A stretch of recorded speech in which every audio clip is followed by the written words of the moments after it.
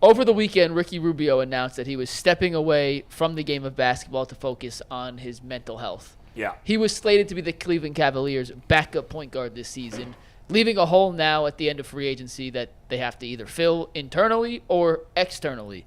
Earl said on the day that free agency frenzy happened that the Cavs signing of Ty Jerome would go down as one of the best signings of the entire offseason. It was his favorite kind of under-the-radar move. And Earl, are you walking on cloud 9 today? No, I ain't walking on cloud 9 yet. But I do feel even better about having him. To me, this is a dude who's a baller. He's a big point guard. He's an athletic point guard. He's a guy that can go out there and get a bucket. He's a floor facilitator. He's a guy that can set up his teammates. Always point back to the game last year when the Cavs played the Warriors. Steph Curry didn't play. This dude came in and dropped he had like 22 and 6. Yeah, something crazy like that. So, I felt like the Cavs needed more shooting and more athleticism at that backup point guard position anyway. You look at that, he shot 38% from three-point range.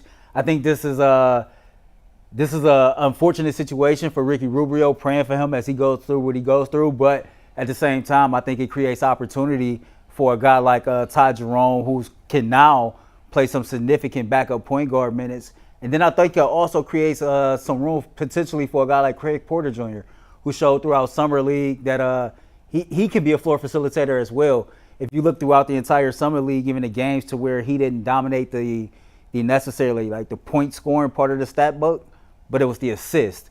You know what I'm saying? And it was the plus minus differential, and it was things like that. So I think Ty Jerome is looking even better as that sneaky under the radar signing, because you got him. Mike, what was it, like $2 or $3 million that they got him for? Jerome? Yeah. Yeah, it was a pretty cheap contract. It was a pretty cheap contract for a guy who can shoot, a guy who can facilitate, and a guy that's big enough to run and defend. Man, that's what you want for a backup point guard. So I thought it was I think it looks better today. Shout out to Ricky Rubio. You never want to see people go through certain situations. Hopefully he take care of his mental health, and he's a good solid pro, good locker room guy. But I think one of the things that Ricky Rubio is dealing with is, you got to remember, he's already torn his ACL once. The second ACL is different, right? And he's in his 30s.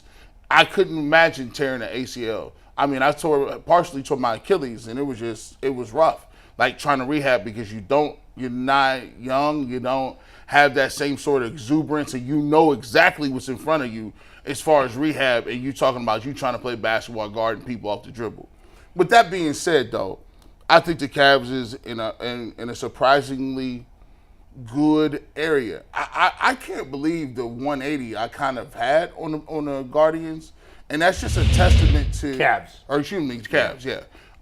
That's just a testament to, the guys that they brought in. Ty Jerome is a guy who, like you, I was yelling at my TV, can't nobody stop Adam Sandler out here. Adam Sandler's wetting us up. And I was screaming my TV when I saw him. I think I watched him at Virginia. I was salty as hell when he was eating us up. But he was cooking. That boy was cooking, bacon and eggs, scrambled hard, cheese. All kind of all the fixings, man. But I tell you what, I like him, but I also like an opportunity. And Porter is nice. You look at his stuff in the stat sheet: six rebounds, 7 assists, or something like that. His 3-point numbers look terrible, but I don't know what kind of sample size that was. But I liked him, immediately when they signed him the first time. But I'm gonna tell you what, I'm gonna go with this. Sam Merrill. You know why I like Merrill? Is because he is a bona fide knockdown shooter. When it go up, you think it's going in every single time. And I need a dude like that. I need a dude that when he pulling up, you like, oh goodness, that's that Steph Curry heart attack. I hope he don't hit it. He better not hit that. Mike said it ain't real, man. Huh? My man said it ain't real. Mike said it ain't real. I was feeling the same way. He said that dude don't translate to the NBA. You know what sucks about all of this? The reality, and I said I wasn't going to watch the Cavs this year if they didn't make any moves. You ain't got no choice. And then I said I will watch it. You're a professional. And they made 96 moves. They gave you all the moves. But here's the problem with all this. That nothing they do in the regular season matters. Right? It doesn't matter And maybe by the end of the year, Earl's going to say Ty Jerome had a top 10 all-time Cavs season. That's good. You know, George Niang is going for the throne. Do you know what he would have to do to say that? Ty Jerome to have the top 10 season. Ty Jerome. He'd have to be. Hey, Ty Jerome have a game with 25 assists. Mark Price, look out. I don't know that much about Ty Jerome. I'm not going to pretend to be an expert. But just looking at the numbers, he seems like he's perfectly capable of holding down Ricky Rubio. He's solid. Yeah, it seems like he's perfectly capable of holding down that backup role. So and these are the other available free agent point guards, and it's a crapshoot of who you want and who fits. Nah. I like Ty Jerome in the current state Neto was of the here Cavs last year. roster more than I like any of these guys. No. Totally honest. What happened to John Wall? It was just injuries that killed him? Or? Injuries, and he got the big contract and just I'm cool. decided to. George Hill was here too. I'm cool. I'm with Earl, man. Let's stick with Ty Jerome. Let's see what he's got. And McNuggets, it's the regular season. Why don't you like Merrill? What's your you hate no Merrill? What's going on? No, listen. I have said Sam Merrill plays basketball like I wish I played. He is what I hope to be as a player. The highest version of McNuggets. I could not give him more high praise. However, the issue with a guy like Sam Merrill is he may score 20 and he's going to give 24. Teams will hunt him out and barbecue chicken, to use a Shaq term, him every time he's on the court in a pick and roll situation.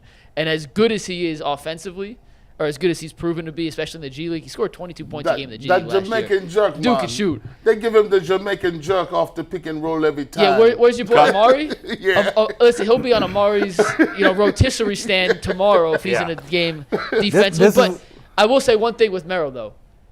When you have Jared Allen and Evan Mobley back underneath the rim, you can be a little bit more of a suspect perimeter defender as long as you funnel guys to them. So maybe, but if you're depending on Sam Merrill, it was like, now Kevin Love got to stop it. Do you remember the feeling in the pit of your stomach, G, when Kevin Love switched out on Steph Curry? Hey, I was scared as hell, Mike. That's what happens when Sam Merrill switches on to anybody on the perimeter in a regular season game. All of us was watching. I'm holding my breath like, man, I know Steph can shoot that and hit that.